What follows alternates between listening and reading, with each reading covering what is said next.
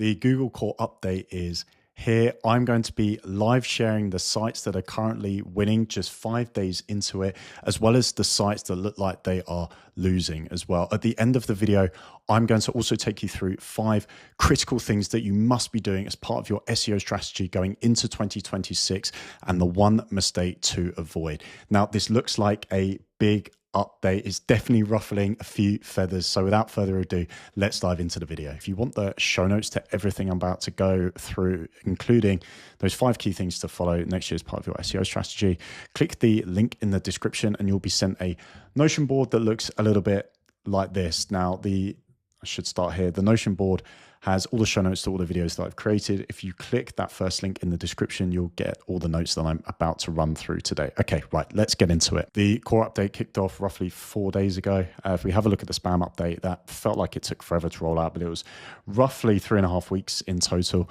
I do think with the rise in AI content, these updates are going to get more significant and they're going to take longer to complete. So let's see on that one. Now, Social Media, the company I co-founded, we're a B2B performance marketing agency. So review sites play a huge factor in our clients' successes, especially a lot of the B2B SaaS clients. So I was having a look around some of the review sites this morning, and the main ones appear to be gaining quite significantly. So if I just show you a handful of them, g2.com, 25K gained in organic traffic, capterra.com, 4.4K gained. TechRadar, 43K gained. Software Advice, 1.3K gained. Trustpilot.com, 637K gained. This is all in the last 24 hours. So it looks like the review sites that had taken a bit of a hit over the last couple of years might be making a small recovery. Now, again, we're 5 days into it. Let's see what happens on that front. The next thing that I took a look at was having a look at the best X for Y or best X category. Now, we know these keywords are becoming far more prominent and a lot more popular due to the emergence of the AI models citing these types of keywords and really citing these listicles. So best CRM software, I've literally just updated this and I've done a comparison between 2 weeks ago, the 1st December and the 15th December, which is today at the time of recording. What is the first thing that you notice? Yes, Reddit has made an emergence once again. Google did hit Reddit quite significantly. I think it was back in the summer.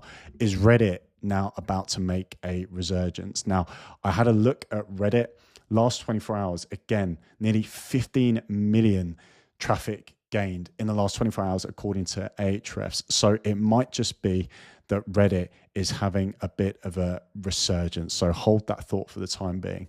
What else do we notice about this SERP? And what have we been seeing in the last sort of 12 to 24 months in Google search? Well, it's that no longer are we really going to be shown exclusively one content format.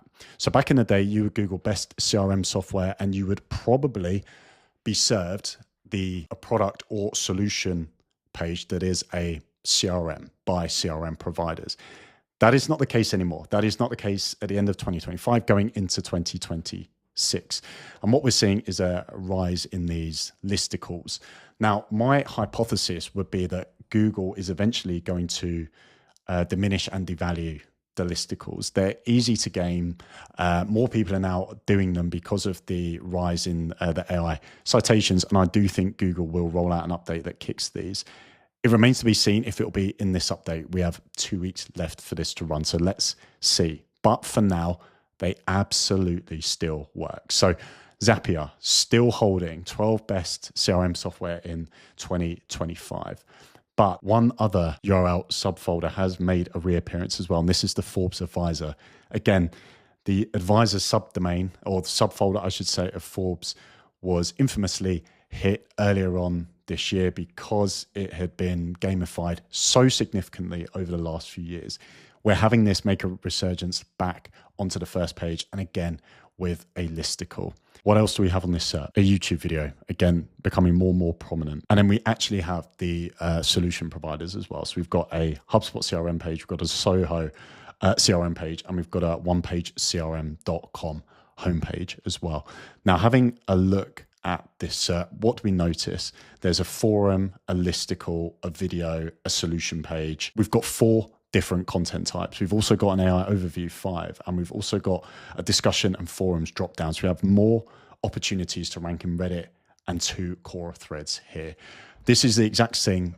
This is the exact thing I spoke about in the video that I uploaded yesterday, which is following the product portfolio strategy. So publishing multiple different content types for a single keyword. It's no longer enough to just publish one content type for a keyword. You need to be publishing multiple different content types really to tick the intent box with Google these days. And this also means that if we do have a core update and they weight more significantly to listicles where you've got a listicle page, if they suddenly start rolling more Reddit forums onto the first page where you're featured in those Reddit forums, if they suddenly want more YouTube videos in the SERP or you've got a YouTube video, always follow the SERP. Try and get your brand featured in the Reddit forums as well. If you need a hand with that, drop me a DM. What else is going on in the core update? I had a look at best HR software, similar to best CRM software. And again, I've run a comparison from the 9th of December, so just last week, to the 14th of December, which was yesterday. What do we notice at the bottom of page 1 as of yesterday? CaseIQ.com creating their own best HR software solutions listicle. Now, if you've never heard of CaseIQ.com, Case IQ are in the HR space. They are essentially a risk management platform. They are there for whistleblowers. And lo and behold, they've created a best HR software solutions listicle. And guess who's number 1? Case IQ. So this is Case, ironically, in point that self-serving listicles do at the moment work. I do not think these will work long term, but at the moment, they do work. And what I highly recommend is that you have at least one listicle that sits on your site that is targeted to your focus keyword, ranks your brand top, and then gives a list of other competitors. And I know what you're going to say, Ben, I don't want to speak so highly of my competitors. Even if I put them at number 2, I don't want my prospects to be seeing other competitors in the space. Look, reality check, your prospects already know your competitors, okay? They are just making an assessment over which solutions to go ahead with. So a really good strategic way to use this outside of the sort of SEO optimization tactics that you would do at a page level is really thinking about the copywriting on this. So be really, really strategic as to what you're positioning yourself as being best at and what you're framing your competitors at being best at. It's much better to be open and objective about the things you're great at and the things you're less great at, and doing the same with your competitors, because fundamentally this will enable your sales team to have a more qualified conversation with that prospect, and their close rates will probably increase. So absolutely consider using a self-serving listicle, but do be mindful that this probably won't work much in the future. And this is quite a popular growth hack technique of ranking for another competitor's pricing page and then doing this with programmatic SEO. So what do I mean by that? Well, Canva pricing. Now, if I put Canva pricing into Google, I am 95% of the time going to be looking for the pricing of Canva. What we see in this category, and you'll notice on the first page of the results here, is we have many domains going after this specific keyword, all trying to rank for Canva pricing, and then pushing the user through an affiliate link of some kind that essentially knocks off X amount of money to subscribe with Canva. Now, the problem is if you start doing this at scale, and I've seen it because we have skin in the game with some of our clients, if you do this at scale with many different software solutions plus pricing, you are going to heavily skew the site radius of your website. So this means that if you are a procurement SaaS, if you're an HR software provider or something like that, and you create hundreds and hundreds and hundreds, if not thousands of pages, essentially over 50% of your site around software solution plus pricing, you are going to skew Google's understanding of the core theme of your business. And this means that it will have a detrimental impact on your ability to rank for those products and solutions that matter most to your business. So all of this Canva pricing, Canva, how much does Canva cost, Canva Pro pricing, ignore it. Do not focus on it. From experience, this type of technique does not yield any revenue for the business longer as the user goes through the sales journey, right? I've yet to come across a client that has said, yes, this is a successful revenue generator for us. Yes, it's great at getting some early sort of success and early SEO wins by getting a nice spike in traffic, but it's not a long-term play. So I would consider moving away from this sort of programmatic effort. Now, am I against programmatic SEO? Absolutely not. I think if it's done properly, it's done in a considered way that still brings unique value, and you're still addressing the user query, not trying to manipulate them one way or another. It is absolutely a great play to make, but I would avoid doing this technique. Okay. And an instance where I can see programmatic not really having the compounding effects that it would have done maybe even a year ago. Gamify list.com. If I got this open, let me just sort of, this is a site that was ranking for many sort of long tail app, keyword plus app type phrases, has started falling off.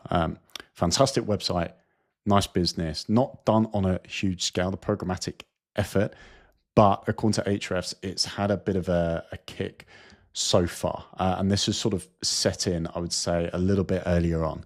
Now, my view is that Google doesn't want to promote websites and pages in particular that do not require some kind of effort to create. We know that there's a content effort ranking signal. You know, we know that from the leaked algorithm. So I think in the future, they are still going to go after programmatic a lot more aggressively, especially again in the age of AI, which makes programmatic SEO far easier to do, the barrier much lower, it's far cheaper and quicker to do it. I think that they will start going after this quite aggressively. Now, you need to make sure that if you do it, it's every page brings some unique value to the user. It follows a very stringent framework that addresses the keyword head on. There's loads of tactical on-page elements that you can follow. I put those together in the video I put out yesterday, the 9 best B2B SEO strategies. So I think that's the second plug for it. But I think this is so important that you get it right. And essentially how you structure those pages will be absolutely critical to ensuring that you mitigate the risk of being hit by a future update with programmatic SEO. And I think that for me about wraps it up. I'm just going to run you through the 5 sort of outtakes from that. So the first one is follow the product portfolio strategy. So this means publishing multiple different content formats for a single keyword, but follow the SERP and follow the content formats that the SERP is showing you. Number 2, publish at least one self-referencing listicle for your target keyword, but do know that long-term, I don't think this will keep working. Number 3, minimize the scale of programmatic SEO, which is generating thousands of pages at once, and ensure that the pages provide unique value. Number 4, keep website content as close to the actual business category as you can. So consider something called the site focus score. The site focus score is a ranking signal that we know from the leaked algorithm documentation that Google uses to assess how far a piece of content is away from the business category. Do not start creating Canva pricing type programmatic pages. It won't set you up well for the long term. And finally, I didn't touch on this because there's no active example, but it's a good one just to bear in mind. Site authority will likely always trump any activity, which is why that if you're looking and assessing maybe updates based on some of the biggest sites in the world, you know, some of the DR90s, that is not a good sort of benchmark to take, because those DR90s will always rank, or likely always rank, regardless of updates. The only time we've ever seen them hit has been manual penalties because of bad PR around what they're ranking for. Now, this was previously Forbes Advisor. That seems to be making a bit of a comeback. Remains to be seen. We still have 2 weeks left. These are just my early observations. I'd love to know what your observations are down in the comments. Thank you.